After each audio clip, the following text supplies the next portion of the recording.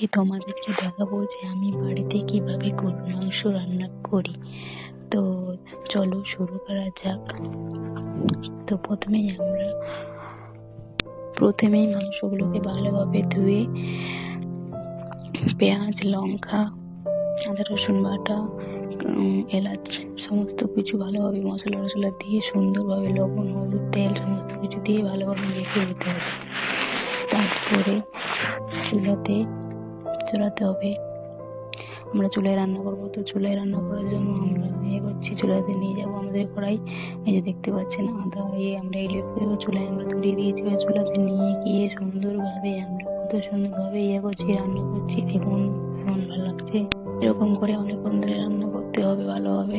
এখন জল দিতে হবে না, আগে মাংস থেকে জল বেরোবে, তারপরে জলটা শুকিয়ে গেলে তারপরে আমরা জল দিয়ে সেদ্ধ করব মাংসটাকে। তো আমরা কিছুক্ষণ এরকম রান্না করবো, তারপরে তেল ছেটে দিলে তারপরে আমরা জল দিব। তো দেখতে পাচ্ছেন আমাদের মাংসটা সুন্দর তেল ছেড়ে দিয়েছে। তো আমরা একটু পরে আমরা জল দিয়ে দিব। জল দিয়ে অনেকক্ষণ ধরে আধ ঘন্টার মতন রান্না করব। আধ ঘন্টার মতন ভালোভাবে চাপিয়ে রাখি, তাহলে সেদ্ধ হয়ে যাবে। তারপরে আমরা সুন্দরভাবে কষবো, ভালো করে কষে তারপরে আমরা একটু শুকনো মশলা দেব স্যান্ডের জন্য। তো দেখতেই পাচ্ছেন আমাদের মাংসগুলো সুন্দরভাবে তেল ছেড়ে দিয়েছে। এটা এখনো কিছু হয়নি, এখন কেবল প্রথম একবার কষানি হচ্ছে। তো ভালোভাবে তেল ছেড়ে দিয়েছে, এখন আমরা জল দিয়ে দিব। আর আমরা সব রান্নাই আমরা ইয়েতে করি, আমাদের চুলাতে করি আর কি। তো দেখুন আমরা এক কড়াই আমরা জল দিয়ে দিয়েছি। এখন ভালোভাবে আধ ঘন্টার মতন আমরা করবো। তো আমরা আজকে পোলাও রান্না করবো, এই জন্য চালগুলোকে সুন্দরভাবে ধুয়ে নিয়েছি, দেখতেই পাচ্ছেন। এবার আমি মাংসের এখানে চলে এসেছি, মাংসগুলো সুন্দরভাবে কষছি আমি। দেখুন ভালোভাবে কষে আমি করছি। তারপরে কষা হয়ে গেলে তারপরে আমি মশলা দিয়ে দিব। যারা ভিডিও করেন তারা জানেন যে কিভাবে একা হাতে রান্না করা, ভিডিও করা কিভাবে খুব কষ্টকর। তো আমি একা হাতে রান্নাও করি, ভিডিও করেছি। তো একটু আমার হয়েছে, তো আপনারা বলবেন যে এইভাবে একটু তো এই জন্য আমি অত ভালোভাবে পরিবেশন করতে পারি না, আপনাদেরকে দেখাতে পারি না যে কিভাবে ভালোভাবে। তো ইনশাল্লাহ কোনোদিন না কোনোদিন আপনাদেরকে ভালোভাবে করে আমি দেখাবো। এই গরুর মাংস রান্না করতে অনেক সময় লাগে, তো 1 ঘন্টার উপরে এটা সময় লেগেছে। তো যে আমরা এখন শুকনো মশলা উপর থেকে দিয়ে দিলাম, তারপরে কড়াইটা আমরা নামিয়ে নিব।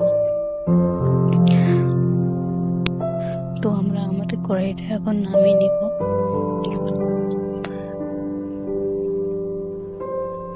আমরা আজকে পোলাও, তারপরে ফুলকপি আলু দিয়ে মাছ রান্না করেছিলাম, ওটাও আপনাদের কাছে শেয়ার করবো। ভাবলাম আজকে আপনাদেরকে দেখাই যে বাড়িতে আমরা কি এই যে দেখছেন পাচ্ছেন আমরা পোলাও রান্না করার জন্য সুন্দরভাবে মশলাগুলো সুন্দরভাবে করছি, লাল করছি, দেখতে পাচ্ছেন। এরপরে জল দিয়ে দিতে হবে সুন্দরভাবে। তারপরে জলের ভিতরে দিতে হবে কাঁচা এলাচ, কালো এলাচ, সাদা এলাচ দিয়ে সুন্দরভাবে ফোটাতে হবে।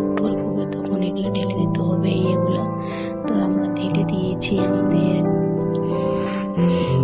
চালগুলো ঢেলে দিয়েছি।